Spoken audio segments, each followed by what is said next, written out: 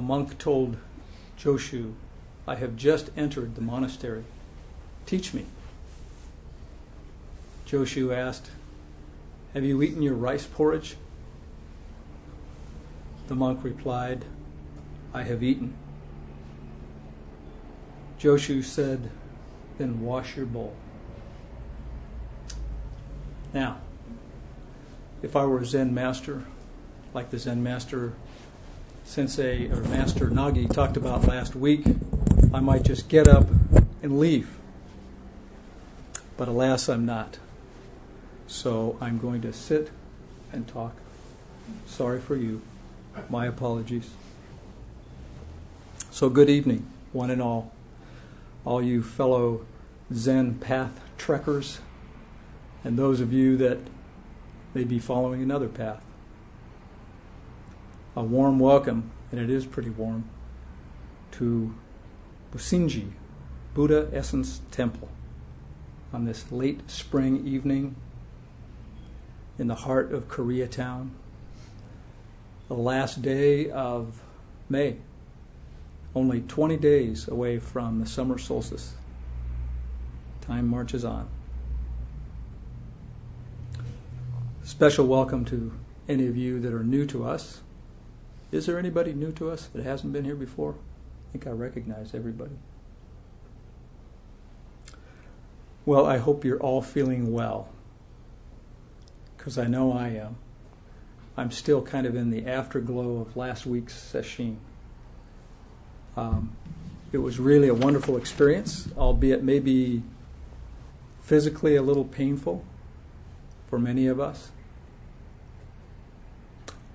Maybe mentally painful for many of us, having to sit that long in front of the mirror looking at ourselves. Now, the reason I picked out Joshu's koan at the beginning is because of its relationship to food and cleaning the Buddha's bowl, because tonight I wanted to spend some time focusing on the Dharma of taking food in general, and then specifically what has probably been the bane of all new Zen students, and probably the nemesis of even experienced Zen students. And I actually thought Master Nagi was going to be here tonight, but the Venerable Thai Thich Minh Nyat Nagasita Buckley is sure this is something that Dogen did just to torment his monks. What am I speaking of? Or, of course, this is the formal ritual of meal taking used at Zen monasteries, training temples throughout the world, including here at ZCLA. And I want to explore this together. I want to end early enough to get input from many of you to see what comes up for you with this, with oryoki. And if you have some deep-seated spiritual questions, I'll probably deflect them to the teachers. In one of our liturgical sutras, called the Song of the Jewel Mirror Awareness, we chant, "If you want to conform to the ancient way, please observe the ancients of former times." So I'll be taking some glimpses back to some of those ancients, most notably Dogen, who's the founder of our Soto school in Japan, and even back to the Buddha. Of course, that same sutra goes on to say, when about to fulfill the way of Buddhahood, one gazed at a tree for 10 eons. Those of us that sat last week probably felt that it was 10 eons looking at a parquet floor for as long as we did. But to the point, I'm specifically, what I used for this was Dogen's Pure Standards for the Zen Community. It's called the Eihei Shinji. This is a series of essays that he wrote during various periods in his life. And it's instructions to the monks on how to do virtually everything. How to sleep. You're supposed to sleep in the zendo on your right side, I think it is. How to brush your teeth. How to wash. how to go to the bathroom, how to study, how to cook, how to eat, everything. And this work includes some pretty notable essays. One, probably the most well-known, is the Tenzo Kyokan, which is instructions for the Tenzo, or instructions for the cook. And those of you that know Dharma Joy, this is one of his favorite readings. In fact, when he was Tenzo a few sessions ago, they all kind of run together, he had us read from Dogen's text, from the instructions for the cook. It was beautiful. I know they do this practice up at Tassajara as well. It's a monastery up in Northern California. So this particular group of essays, it includes some other items or essays, the model for engaging the way, which is the procedures for everyday conduct for the monks, regulations for the study hall, kind of my favorite title, the Dharma when meeting senior instructors of 5 summer practice periods. So I guess that was the bar, if you made it for 5 summer practice periods. And the pure standards for temple administrators. I was really taken by the book. I read the whole thing as I was preparing, but I was, of course, focusing on food. And that essay is the Dharma for taking food, Fushu Ku Hanpo. And for this, I looked at a couple of different translations, but I primarily used Taigen Daniel Lighton's and Shohaku Okumura, their translation.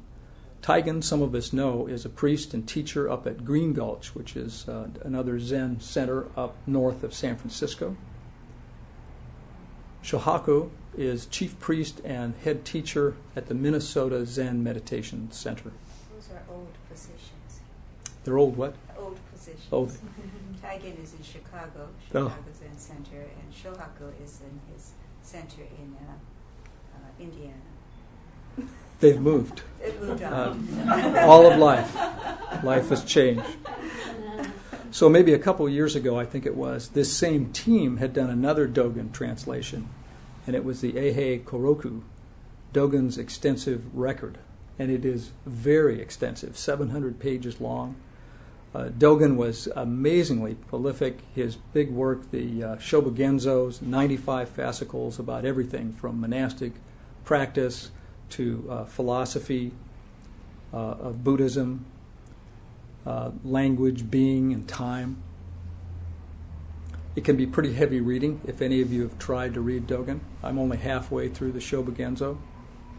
I guess it's a lifetime study. And he pulled all this together, and he died at 53. I'm 62. I've scratched out a few poems and maybe filled a few journals, but pale in comparison. He was prolific. He writes this essay in the year 1246 at Eiheiji. And Eiheiji became one of the 2 main training temples for the Soto Zen. This temple's located north of Kyoto in Fukui Prefecture of Japan. Roshi led a pilgrimage there. I'm not sure the year 2004, something like that. A group of us, many of us here, went to Japan. We went to Eiheiji. We stayed there. We meditated there. We sat there. And a little historical side note is I found is that in that same year that he wrote this essay, he renamed the practice center to its current name. It was Daibutsuji, and he changed it to Eiheiji in that year, and it's been Eiheiji ever since. That translates as Temple of Eternal Peace. Isn't that beautiful?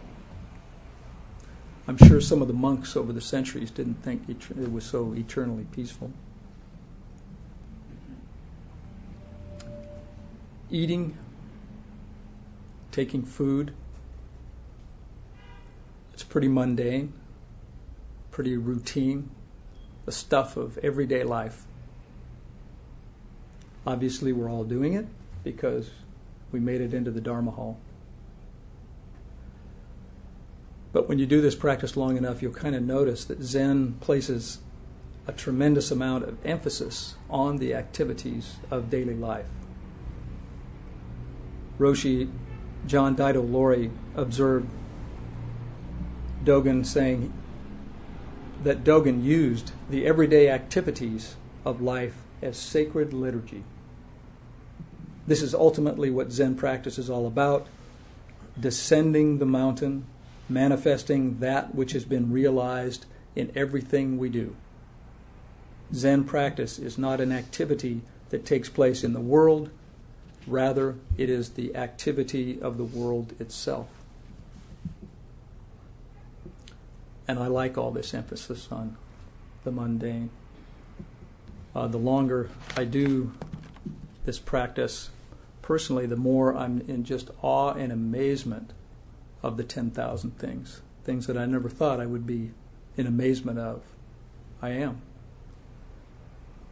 Even the mundane, and perhaps especially the mundane. The poet Mary Oliver, who's known by a bunch of us, has a little short quote. She said, "Instructions for living a life. Pay attention, be astonished, tell about it." Isn't that wonderful advice for aspiring poets? So Dogen spoke of descending the mountain, manifesting that which has been realized in everything we do. And that made me think of the 10 ox-herding pictures, and Roshi's leading this class currently, the ox-herding pictures, the journey of practice. And not to give away the plot or the end of the story, but that last picture has this chubby Hotai Buddha coming back into the marketplace. Oftentimes, it's pictured with his hand out because he's going to help people. It's the same world that he comes back to, but seen in a different way. Huh? And some of the other one-liners or two-liners come to mind. Before enlightenment, chop wood, carry water. After enlightenment, chop wood, carry water. After the ecstasy, the laundry.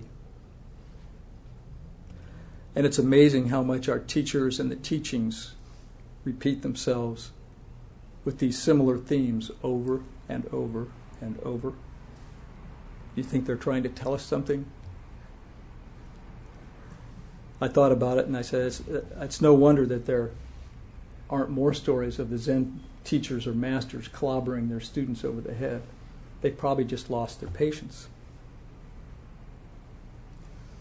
So Dogen, if we would listen, would have us reflect on these daily activities, to really look deeply into them.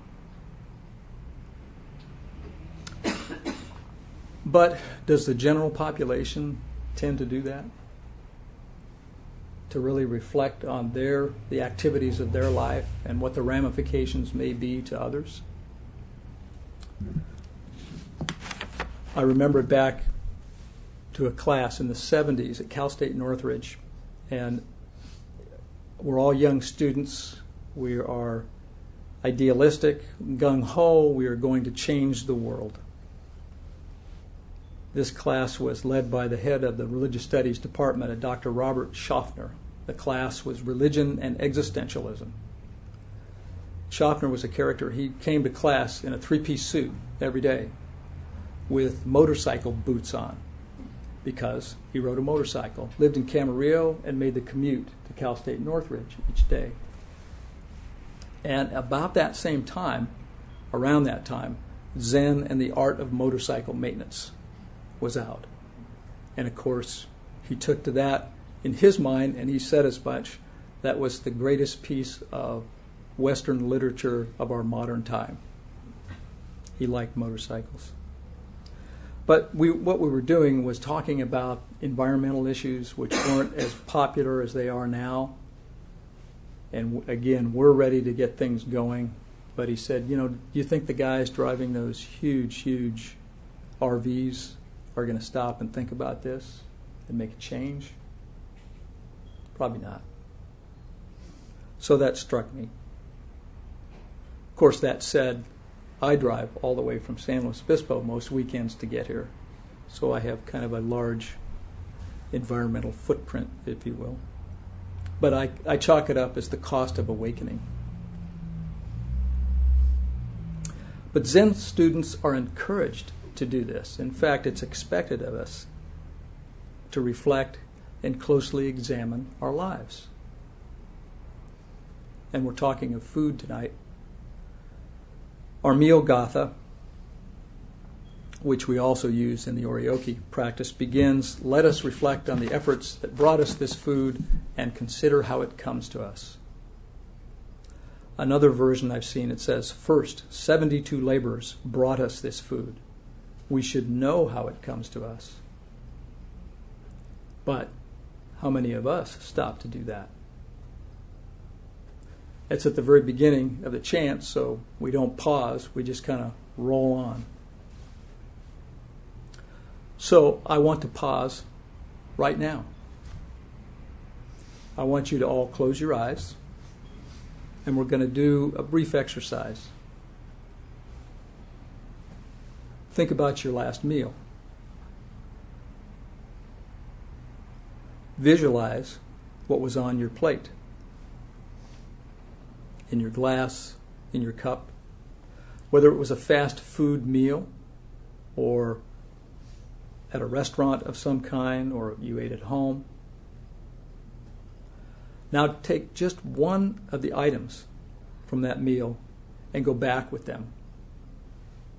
How did they get to your plate, your glass, or your cup? What efforts, what labors were involved? And go back further than your own participation in just making the meal, although certainly that's a part. But go back further than Trader Joe's, Whole Foods, or Ralph's.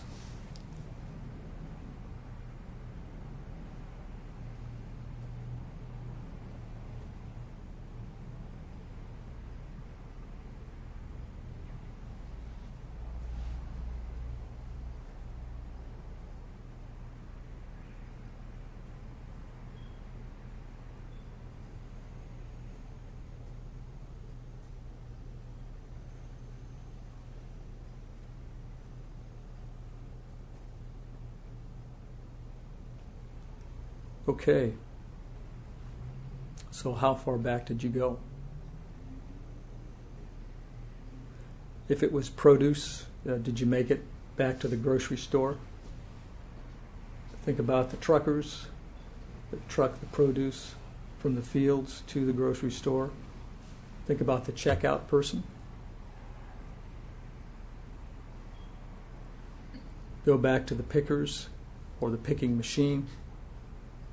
Back to the seeds, back to those that planted those seeds, back to the irrigation method that was used, or the rain.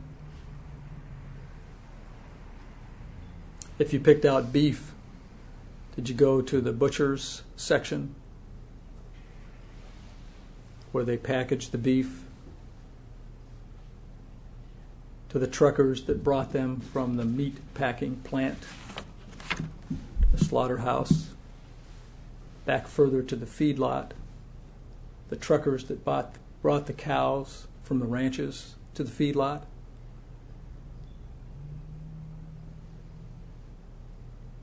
Doing branding of the calf drinking milk from its mother, its birth, its parents. You get the picture. I'll have to say in another life I did all that, the ranching. So this is a good practice to do on occasion, lest we kind of lose that connectivity or the connection with what goes on and with our food and how we really do get it. I highly recommend a book that deals with this process, although it's somewhat controversial now. The Omnivore's Dilemma, A Natural History of 4 Meals by Michael Pollan.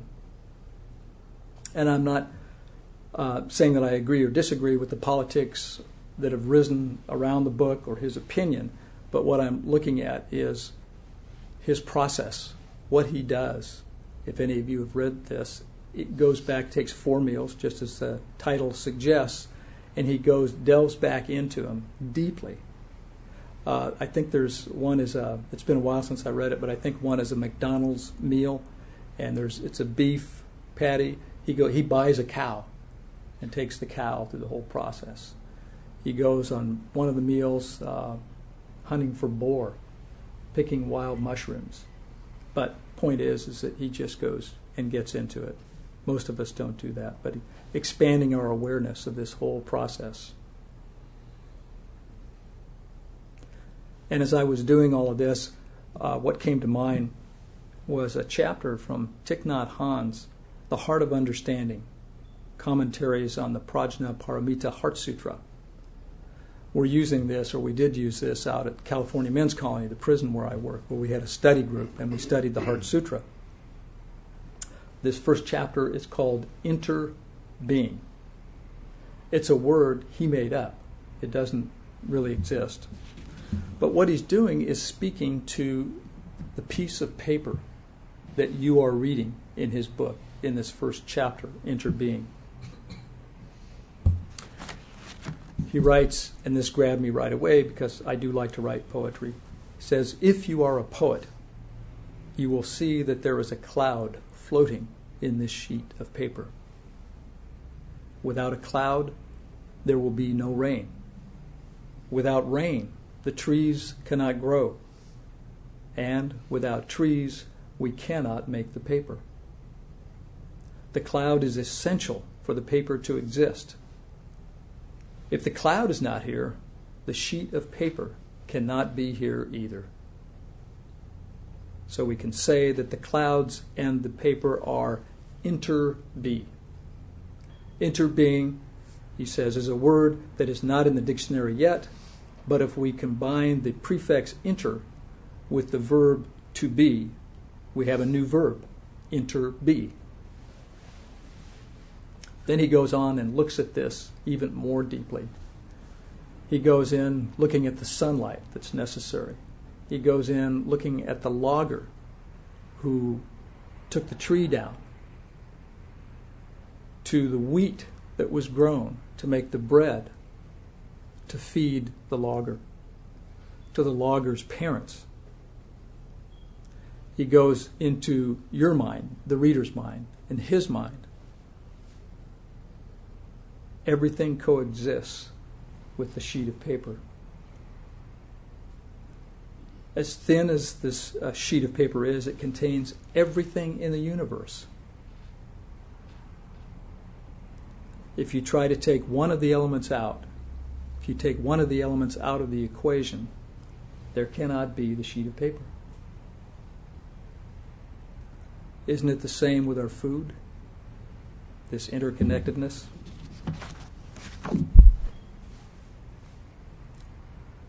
Of course, there's some of the obvious connection with the first precept, non-killing. I don't want to belabor the point, talk is not the first precept, but it's obvious that we all take life in order to sustain our own life. It's the way it is. Regardless of what your food choice is or your dietary regime, whether you're carnivore, omnivore, vegetarian, vegan, doesn't matter.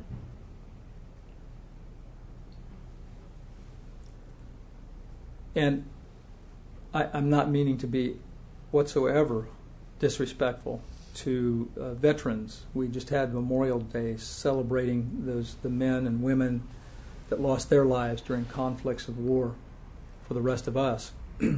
But if you extend that, isn't that same sacrifice being made every moment of every day so we can live? So, seen in this light, I can see why Dogen's talking about mundane activity being pushed into the realm of sacred liturgy.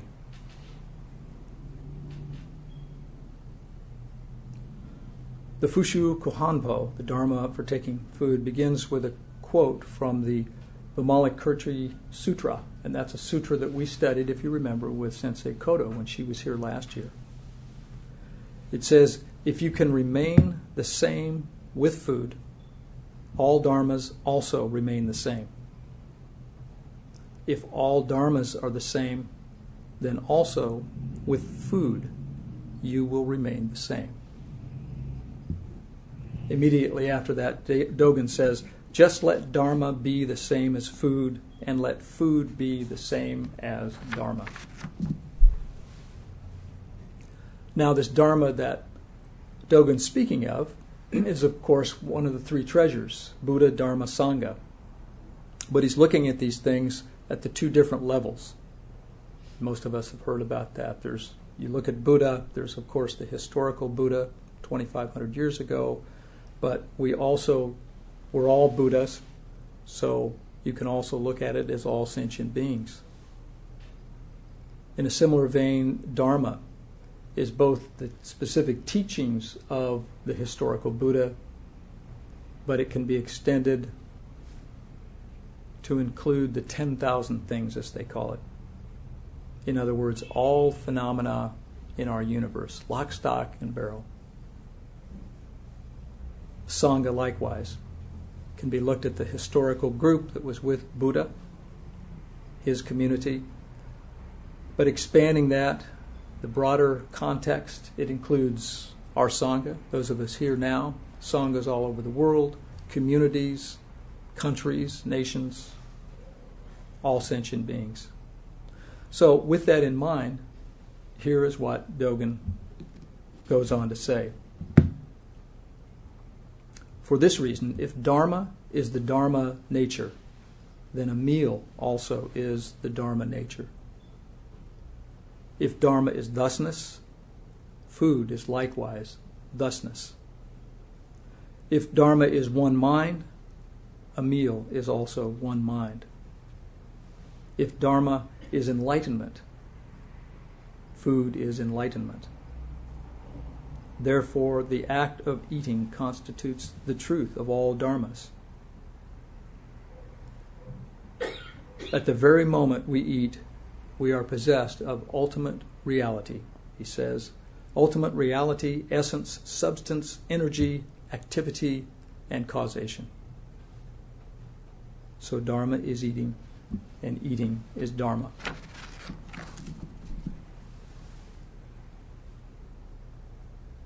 He ends saying, this eating is full of holy joy and ecstasy.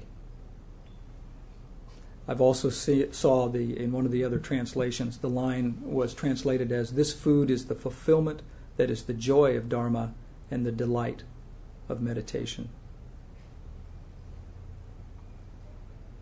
So that's food.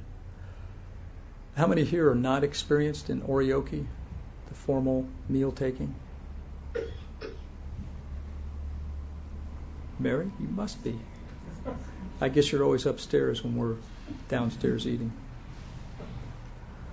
Well, it's one of the most elaborate ceremonies or practices that we do. It's very intricate, very exacting. I'm sure you've heard over the years all about it. And we know that it is an act of reflection and thanksgiving and mindfulness and community. We're all doing it together. And what's just amazing about this to me is that it hasn't changed much in the 766 years since this essay was written. You know, we've modified it a little bit here and there, but it's basically the same. Back in the old days, in a lot of the Japanese monasteries, it's actually done in the zendo. And some of the monasteries here as well. I know Tassajara, they do it. We used to do it here.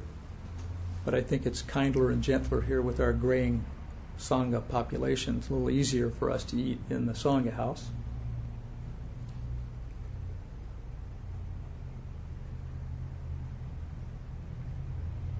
But we actually used to eat there. And I've only eaten there once in my tenure here. I think it was the Harada Roshi Sesshin when we ate in the zendo. But the point is that very little has changed in all that time. The tools and techniques are almost the same. And even the chanting is very, very close.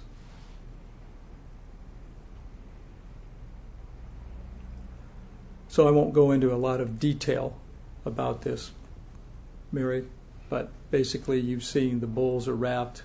We unwrap them ceremoniously, lay out the bowls, the utensils come out, put in precise spots, and we are given the meal. It's a beautiful, beautiful service, I think. The servers have this wonderful opportunity to serve others. In Japanese, they're called jonin, which means pure people. Those are the servers. And we are the recipients, the gift of food. Part of the first chanting section, may we with all living beings realize the emptiness of the three wheels, giver, receiver, and gift. We take just enough food, I'll talk about that more in a moment, and then eat everything that's given to us. And then there's a beautiful process of cleaning the bowls with a setsu, it's like a spatula, and you eat every morsel. Water is delivered. You further clean each of the bowls out, eating off the spatula anything that's left over. You can sip a little bit of the water, and then the wastewater is given back. The servers bring a bowl back, and then the package goes back together.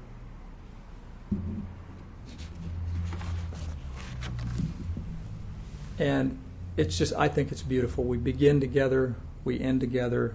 It's really a community practice. And again, what's so amazing to me is that this was done in the 13th century, way, way before that what is used to be considered the radical ecology movement of the 60s that kind of started out in Berkeley. And now it's become the popular environmental movement. So he did this before that. Comes up with this perfect green eating program. Everything is consumed, every grain of rice, every morsel of food, all the liquid. And then that wastewater that I mentioned, that goes out into the garden, to the plants. Noon meal, we offer a food offering to those of us that are, not those of us, but to those born in the less fortunate realms. And then even this food offering is taken out into the garden for the animal ghosts to take away.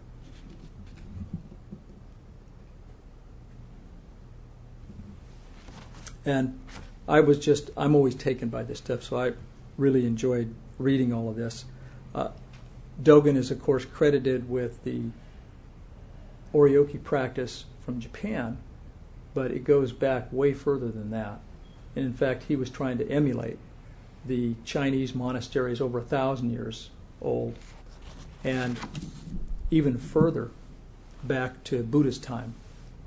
So there were a couple of other shinjis that were written that were instructions that he refers to. One goes back to, it's called a Haikujo Shingi, written by Baizong Huihai. And supposedly there's no copies left of this, and some of the scholars think that it never even existed.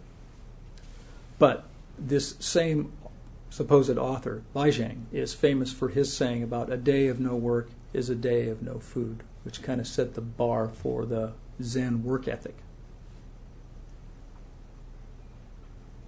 He does go back to India and makes the comment that in India they didn't use chopsticks and spoons, they used their hands.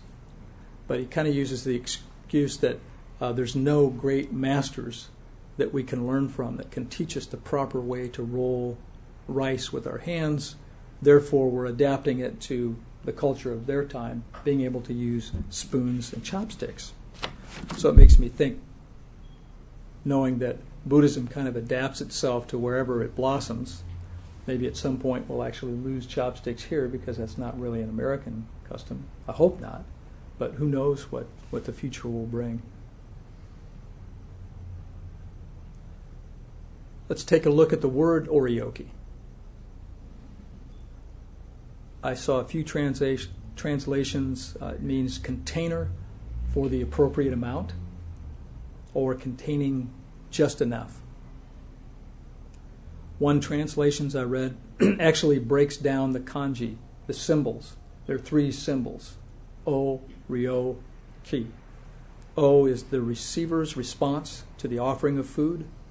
ryo, a measure or an amount to be received, and ki, the bowl. So what is enough? What is just enough? Well, that's going to be different for all of us, of course. Ando's probably not going to take as much as Tim would. Yasutani Roshi says that you should stop eating before you are full. That is just the right amount. Buddha said, do not eat an extremely small amount or extremely large portion, but a moderate portion of food. The middle way, huh?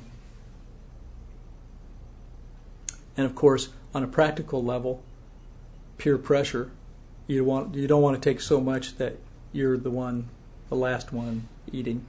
You can always pick out the new Zen folks because they see these tiny bowls and they say, geez, and they stack up the food and they're eating and suddenly looking around and everybody else is done. And of course the idea is here you're taking also just enough so that your mind will remain alert, you won't be groggy when you're sitting. And overeating, as we all know, really affects this. I usually lose 2 or 3 pounds every session. And in Buddha's time, they actually ate just 2 meals a day for this same reason, breakfast and lunch. Many Theravadan traditions, even today, still do this. Although I've got a friend of mine that lives with a Thai forest tradition group down in San Diego, and he said all the monks there cheat. So he snitched on them. They all have candy and stuff in the afternoon. So in the Soto monasteries, originally it was the same thing, just 2 meals a day. And then in China, because of the cold weather, they came up with a practice that's known as yakuseki, which literally means medicine stone. And medicine stone came because they would heat stones in the winter, put them on their stomach to help keep themselves warm and to squelch all the hunger pangs that they were feeling. Eventually this rolls into an informal meal. And we kind of, in a symbolic representation of that at ZCLA, kind of do the same thing in Oryoki. We cover the Buddha bowl at the last meal and don't eat out of the Buddha bowl, just having the 2 bowls on a much simpler meal and no chanting. This last session, although we didn't do Oryoki, we did another equally beautiful practice of just 1 bowl eating. No chanting, just a gasho to start. But I just experimented with that and just ate twice a day. I did cheat a little in the afternoon because I would have trail mix to coat my stomach for all the Advil I was taking for my knee pain.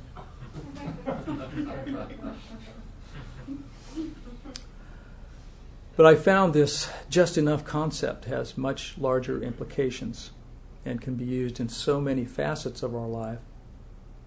How much is just enough of anything? I did a day of reflection talk not long ago, and it was on not being greedy, and I could just immediately saw the connections. Not being greedy, just enough, non-attachment. And of course, this is a call, again, that's made by each one of us. You make the call for yourself, I make the call for myself. And eventually, in this practice, you realize that it, in fact, all does come down to you. John Dido Laurie again said, the whole catastrophe depends on you, however it manifests. So it all comes down to each of us taking responsibility for our own life. And we have to do our own work. Teachers can't do it for us. Certainly they do a lot, but it's that famous image of the finger pointing to the moon. Who is the moon? Who is the Buddha bowl?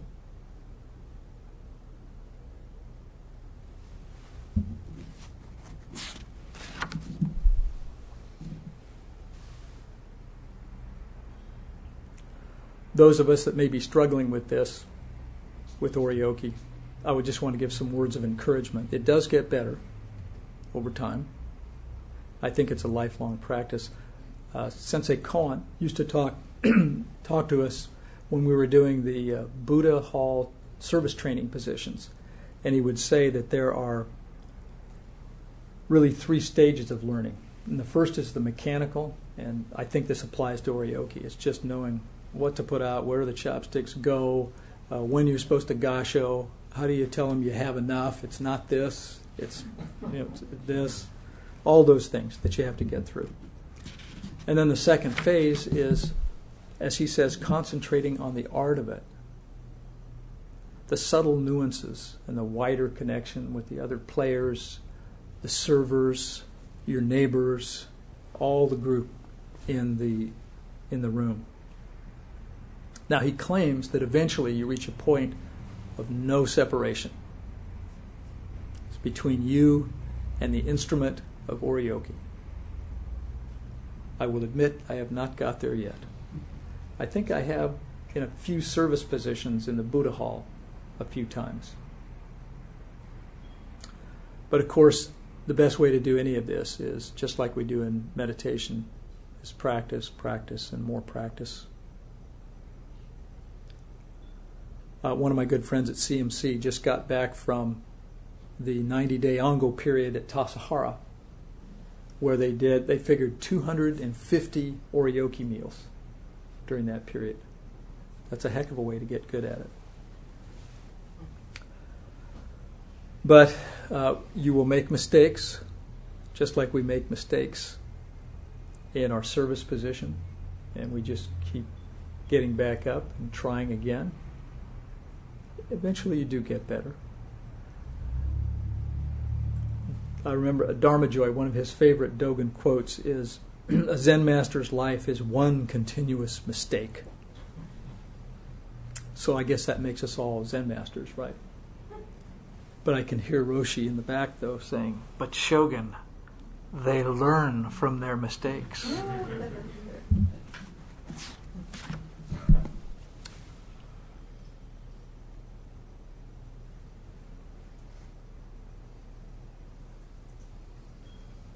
One of my absolutely favorite Zen hermit monks is Ryokan, the Japanese. He has, there's a translation of his poetry. It's entitled "One Robe, One Bowl," the Zen poetry of Ryokan. In the Buddhist tradition, the monk's robe and the bowl carry tremendous significance, many levels to look at, but one is that they represent the 2 necessities of life. The robe would be the shelter and clothing, the bowl representing food. One is external support, one internal support. And I found that the Buddha bowl actually symbolizes Buddha's head and his wisdom as well. So Ryokan, the poet, his just enough was way more than most of us. It was very little. Most of us will never aspire to his lifestyle. In his best known haiku poem, the background to it, he lives in this little hut, and he's away from the hut, and a thief comes into the hut. And the thief looks around, and he says, "Not much here to take." Well, Ryokan, who just lives so simply, comes back and catches him kind of red-handed, but he says to him, "You have come a long way to visit me, and you should not turn empty-handed. Please take my clothes as a gift." So the thief is kind of surprised by this, but takes the stuff and slips away back into the night, leaving Ryokan there naked. And he's sitting by his window looking out, watching the moon. And they say, he said, "Poor fellow, I wish I could have given him this beautiful moon." And the haiku poem is, "The thief left it behind. The moon at the window. Just enough. We've got 10 minutes left, so I wanted to open it up for questions and comments, and especially what's come up for you surrounding Oryoki. We've got some seasoned practitioners here, and we have some new people here.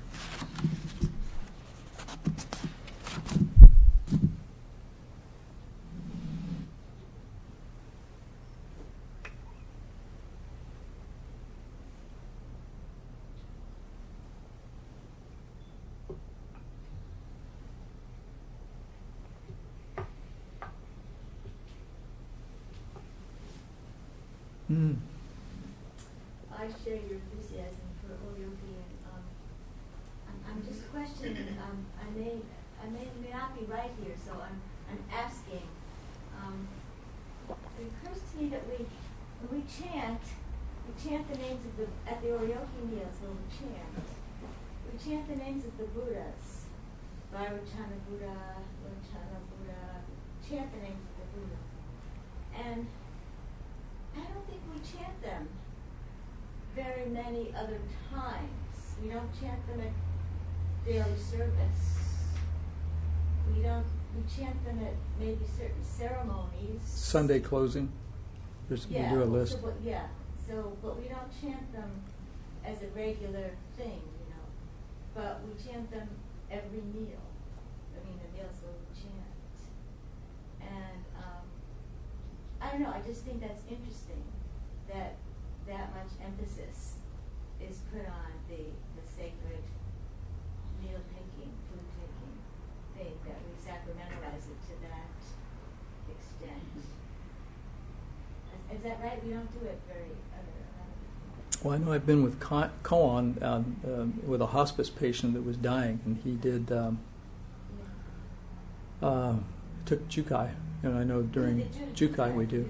Yeah. That's right. Yes, exactly. That's what I kind of mean. Yeah. And that has remained unchanged for so long. Yeah, I'm just amazed at the similarities. And when you read the translations of Taigen, when they had put this together, it's just almost verbatim, very, very close. We put in Jizo. I mean, there's some differences, but it's so close. Thank you. Partner. I remember my first experience with Oryoki was exactly the story you told. The first bowl came, and I think it was probably rice in the Buddha bowl, and the second bowl came, and it was vegetables. I said, "Oh boy, vegetables!" My eyes lit up. I keep it coming, fill your bowl. Just like you said, I looked up all of a sudden, and we were eating in the Zendo at that time, and I looked up, and all around the whole Zendo was stocked and ready to fold their stuff up, and I was still eating. There was no pocket to put the extra stuff in. And so I had to choke it down real quickly, and then I was all nervous. It was my first time with Oryoki, and all nervous about folding up, and I couldn't remember how to tie the knot. And finally, poor Roshi, bless her heart, she said, "Will somebody please go and help us?"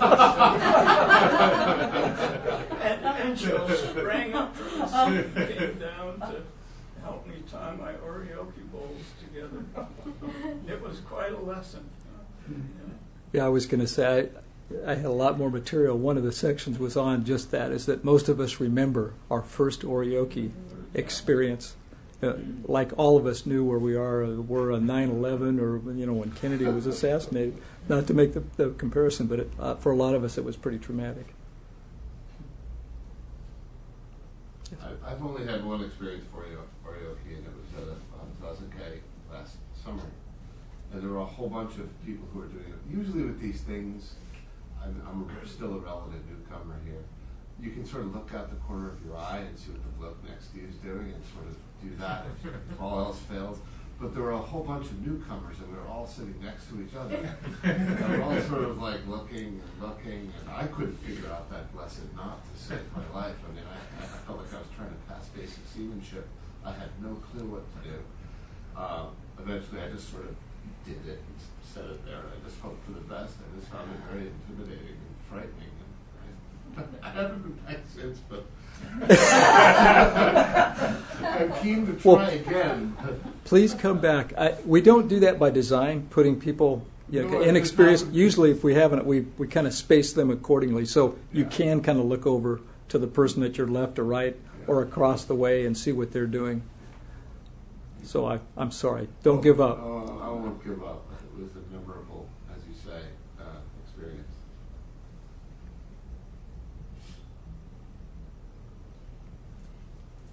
Just curious about what Koan said, the 3 stages.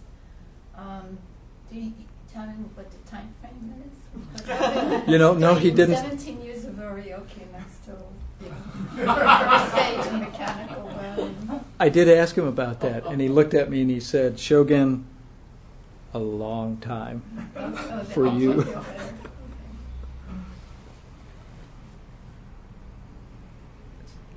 thank you for your talk. Do you know which came first, Oryoki or tea ceremony? Did tea ceremony come out of Oryoki? My hunch is, and the scholars here can correct me, but the tea ceremony came after, because the tea ceremony, if I'm not mistaken, was certainly a Zen thing, but this goes back over 1,000 years, kind of the monastic eating, formal eating, but I'm not 100% sure. One more comment, if I may, which is, in order to put an Oryoki meal together, there has to be a lot of preparation, a lot of work. I mean, you have to have a team, you have to have trainers that are trained, cooks that are served to cook to it. People have to be trained in how to. It takes a lot of work, to establish, to get this thing together, and so it's kind of the community working together to do this. But then when it comes to the level of the individual eating it, it's really very simple for them, because they don't have any dishes to wash afterwards. It's just eating. From that aspect, I sort of kind of look at it sometimes as it's this big community thing together, but then when it comes to me, it's simple. But how long have you been doing it, Carl? I know you were at Tassajara. Yeah. A lot. So easy for you to say. No, but I think for anybody who's just eating, you don't have to wash the dishes afterwards. There is that. You didn't chop it all yourself, and you just sit down and eat, basically. Yes. I was impressed by the story. A monk who gave his clothes to a thief and said, "I'm sorry because I couldn't give him a moon." And it seems it's kind of the essence of our relationship with our teachers. They can't give us the moon,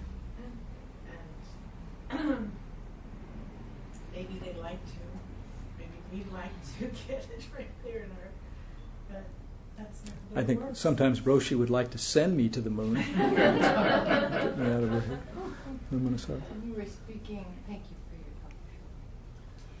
You were speaking about Kai's notion of interbeing, and my first memory of Oryoki was at Green Gulch, where I sat half of a session as a participant, and then they put me in as a server. It's a very big hall, and they serve in the hall, and I somehow got to serve Reb Anderson.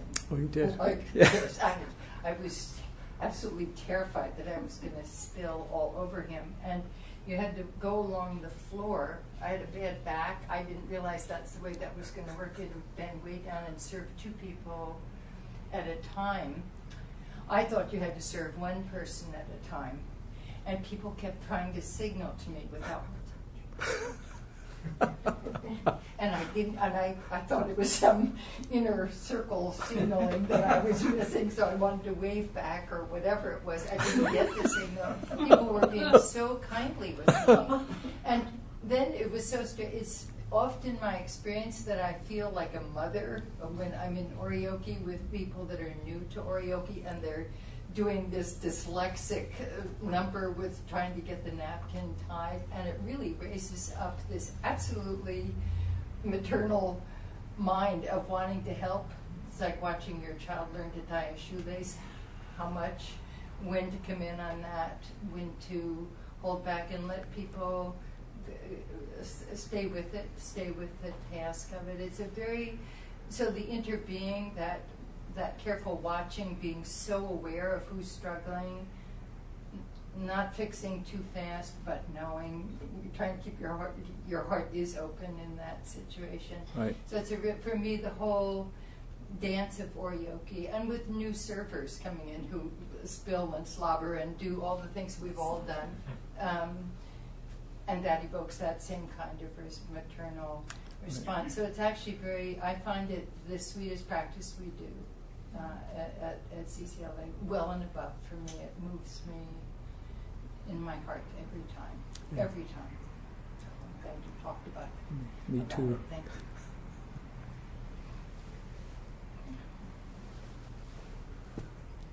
Okay.